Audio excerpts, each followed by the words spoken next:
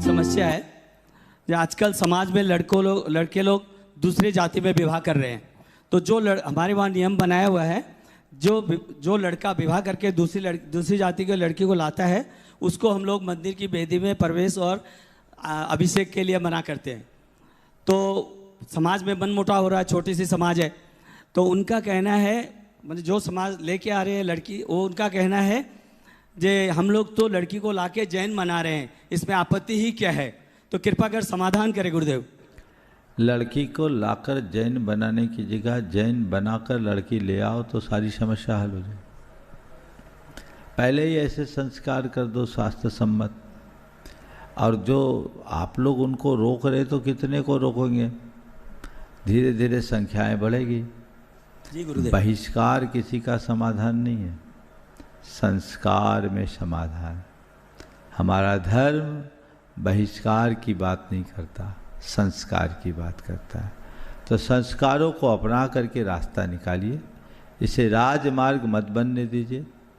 ये अपवाद मार्ग है, पर ऐसा मार्ग बनाइए जिससे धर्म बढ़े, धर्म सिमटे नहीं।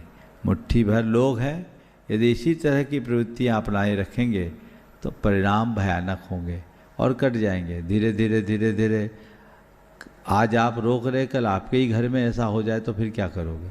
इसलिए इसे बहुत गंभीरता, समझदारी और संवेदनशीलता के साथ जिम्मेदारी पूर्वक देखना चाहिए। और गुरुदेव, अगर डाइवोर्स ही कोई लड़की ओम सब चीजें ज्यादा। राजेश जी, नीरू जी शाह जयपुर से गुरु चरणों में अपना प्रश्न करें और तैयार रहेंगे गुणायतन के सीईओ सुभाष जी पूनम जी जैन। सभी पूज्य मुनिराजों के चरणों में बारंबार नमस्तु। महाराज जी, प्रश्न है कि सागर में कितने वर्ष की आयु होती है और पल्ले में कितने वर्ष की आयु होती है? सागर में असंख्य वर्ष है, पल्ले भी असंख्य वर्ष है। ये उपमा काल है, समझ गए? इनको हम गिनाएंगे तो शब्दों में कहना बहुत कठिन काम है। शास्त्रों में इनका वर्णन है, अभी बताऊंगा तो तुम्हें पल्ले बिल्कुल नहीं पड़ेगा। समझ लो ये असंख्य वर्ष है। जी नमस्ते। नमस्ते। सुभाष जी पूनम जी जैन गुणायतन सीईओ गुरु चरणों में अपना प्रश्न करें और तैयार की निर्मल जी जैन आगरा। परम श्रद्धेय गुरुदेव के चरणों में शत नमन। मंच पर विराजमान सभी साधु परमेष्ठी के चरणों में शत नमन। गुरुदेव, आप का उपदेश है कि जो सहता है वही समर्थ बनता है। तो ये बहुत एक माइक इधर ला। ये बहुत ठीक बात है, जो सहता है वही समर्थ बनता है। ऐसा अनुभव में भी होता है, ऐसा महसूस भी होता है हमको।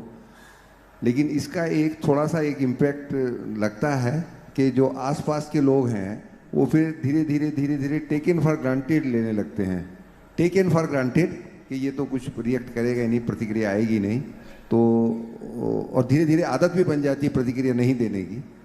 तो ये एक पहलू है जिस पर क्या करना चाहिए? देखिए, सहन करने का अर्थ समर्थ बनना है। प्रतिक्रिया न देना कमजोरी नहीं है, मजबूती है। लेकिन जो आपने कहा कि लोग इसे हमारी दुर्बलता मानकर हमें इग्नोर करने लगते हैं, हमें कमतर आंकने लगते हैं, ये कथन ठीक नहीं। सहन करने का अर्थ ये नहीं है कि सब चीज़ें स्वीकार कर लो। सहन करने का अर्थ है कि हम किसी का प्रतिकार न करें, हम प्रतिकार से बचें। जो चीज़ें हैं उसमें असहमति प्रकट करना बुरा नहीं है, प्रतिक्रिया देना बुरा है। हम प्रतिक्रिया न दें और जहाँ हमारी असहमति उससे दूरी रखें, चीज़ें अपने आप बन जाएगी। फिर हमारी प्रासंगिकता भी बनी रहेगी और रास्ता भी प्रशस्त होगा।